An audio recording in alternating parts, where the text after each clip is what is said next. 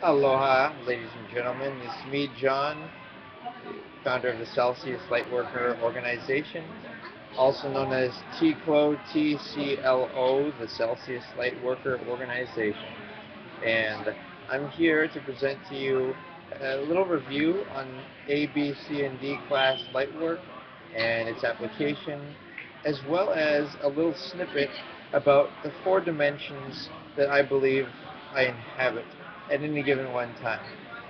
So, first of all, Class D light work is where you raise your hand and oftentimes do a spiraling motion, something to keep the body occupied, and raising the hand, focusing it on immediate targets, whether it's somebody's third eye, which could which can be done for 8 minutes. I recommend visualizing light, imagining the beam going through the third eye or other parts of the body, and also perimeter, Class D perimeters, where simply visualize orbs of light or you know light surrounding or spinning around anywhere around you to create a protective shield. Class C light work is long distance interperson light work, a visualization of imagining yourself standing near somebody, or just imagine the beam going all the way through the mountains or buildings towards that person and surrounding them in light and love. And during this, it's appropriate for the Class D subject to be smiling for immediate light, and the Class C subject to be smiling at least in the head, so as to create a projection and positively manifest something real by using the mind as a tool. And so Class B light work is also known as large target protection, like buildings or like the entire Earth. And the way that works is it's like imagining the light spiraling around the entire world, looking at it from space, and seeing the light, seeing individual shining light. Just imagining this ahead, from all around the world: Africa, India, America, Asia, Europe, Australia, and the Pacific Islands, and seeing it going across to specific highlighted points, including the seven global chakras, starting with one. First, I tap in, do a Class D perimeter around my space and around, the the uh, the mountains, and kind of tap into wherever I am. And once in the ley lines infrastructure, one can go to the first global chakra, which is at Mount Shasta in California. Second one is it's Lake Titicaca in Southern America, or you can also hit Machu Picchu. And the third one is going from uh, Easter Island, between Easter Island and Australia. So Australia, there's two cinder cones in Australia, and the fourth one is I'm trying to think. The fourth one, well, the fourth one is the heart chakra, represented by the color green. And oh yeah, that's in England, in um, somewhere. Just imagine the rolling dune hills of England, where all the monks are, and it's a pretty sacred place. There is that. Then there is the fifth chakra, representing the throat chakra, or the spoken word, and that's at the pyramids at Giza in Egypt. And then you've got the sixth chakra. Six is at Six is actually a mobile chakra. Its current location is in in Europe, and so maybe visualize some European people and an island. Just try aiming for the Swiss Alps, somewhere in Europe. And then, of course, the seventh, the tallest mountains in the world, the Himalaya mountain chain, representing the crown chakra and light expanding beyond. So here's a little snippet before I get into my second half of the conversation, the 4 dimensions in which I reside, here's a little snippet. First of all, feel free to pause and take a break. Please try to take down notes if convenient. Alright, what I've noticed is that the chakras are to be progressively activated, oftentimes all 7 during the whole day.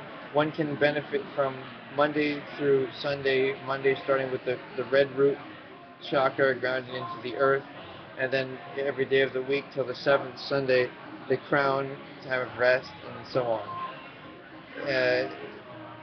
But I think the most challenging one seems to have been the second chakra. After everyone's basic needs are met in the first chakra, the second sexual chakra, I've found that it's possible to accomplish that as long as one has their intimacy with oneself on a daily basis, sometimes twice a day. But here, the third chakra is the power center, and the power center is like, feelings of, right and wrong. And I've noticed that the way to surpass that or go beyond this kind of, oh, I know what to do, is by simply listening to the body. If there's a backache, go stretch. If thirsty, if you need to rest, and as long as there's a sufficient amount of light work, exercise, you're blasting beams at ambulances going by, people in the space, and so on. As long as you're doing a minimal level of light work throughout the day, I've experienced that one can go wherever they want, travel wherever they want, and just enjoy that, and enjoy the benefits and the bounties that come along with this amazing experience of participating to some degree, whether as a member or a light worker, in TCLO, the Celsius Lightworker organization. So let's get into the dimensions, because that's where it gets fun. Now, 4 dimensions. 1, the microbes, bacteria, right? And sometimes I guess one would inhabit it if you're lying down in your bed and it's really dark, that could be considered 1 dimension, because you're just there, you're all you got is a perspective. Then 2D is, ants and certain marine life, and it's nice to enter into all of the dimensions as long as activate each chakra, and also take all the senses into consideration wherever you are. Breathe, smell, see, touch, taste, and feel.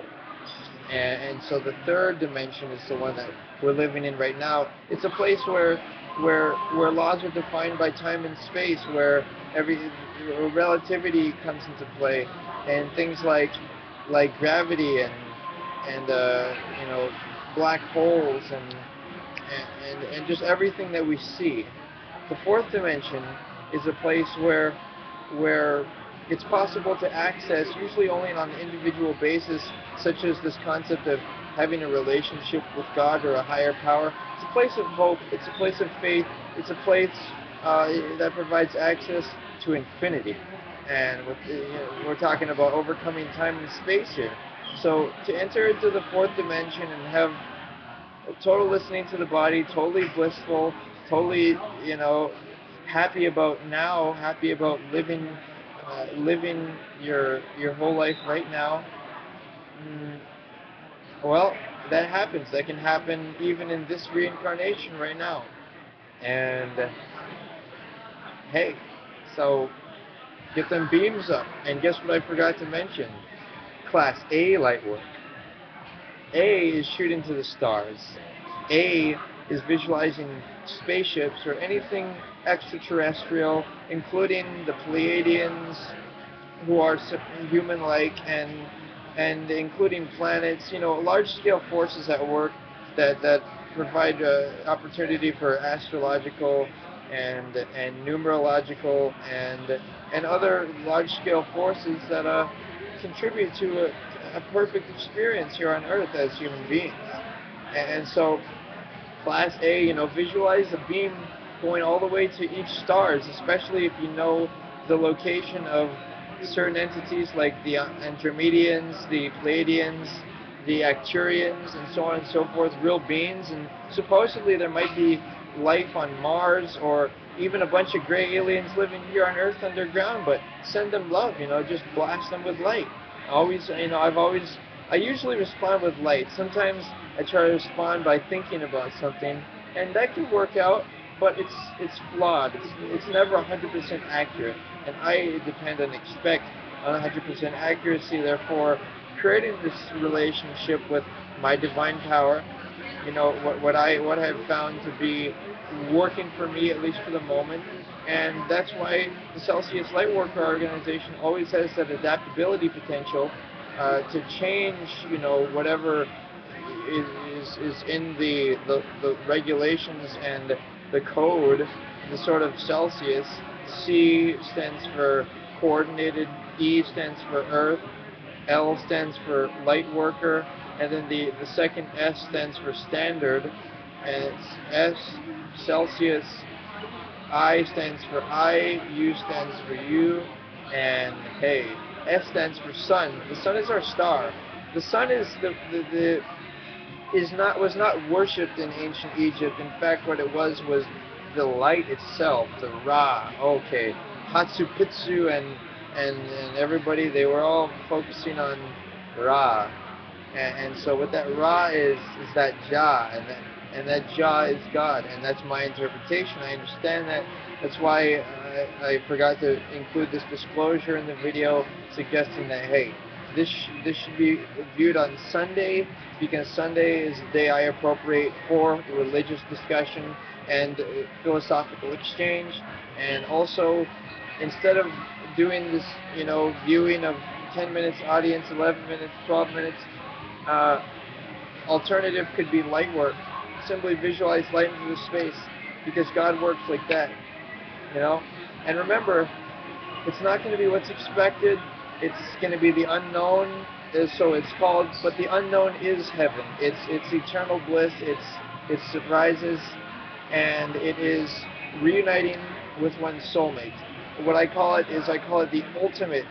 I'm not just kidding about a soulmate, which can be a friend or somebody, like even a brother, somebody who's always in your life. And I'm talking about the spousal soulmate. I'm talking about the one who you feel physically attracted to, and on other levels, and want to see if you guys are compatible, so you could experience the rest of your incarnations together on Earth, and then maybe one dies 5 years, and then maybe reincarnated on another planet, and maybe as another life form even, and then your spousal soulmate dies 5 years after you, and maybe she comes to that same planet, and in the meanwhile you enter into the ultimate heaven. I call it the fifth dimension, where time travel is possible, where teleportation is possible. It's between the fourth and the fifth dimension, and in the fifth, and then maybe the sixth dimension is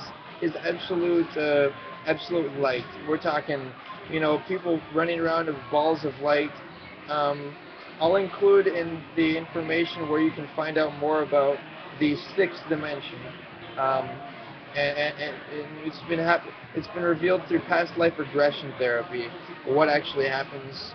Other recommendations are rebreathing or rebirthing work, and trying to make sure I've reached all conclusions so I can finalize this video. And yeah, just relaxing and breathing, drinking lots of water, using baking soda for all of one's washing, and yeah, taking a comprehensive approach on what's really desired. If what's desired is wealth and riches, in the form of perfect health and happiness, then I would suggest, watching this video on Sunday again, or sharing it with somebody who is, looking for a religion, looking for a daily practice that, something that they can do, and that they can have their ritual, and yeah. Alright, so thanks again for being here. Remember to activate all your chakras, and there's lots of chakra activation videos online. Just check out YouTube, and Thank you for your time. Mahalo and aloha.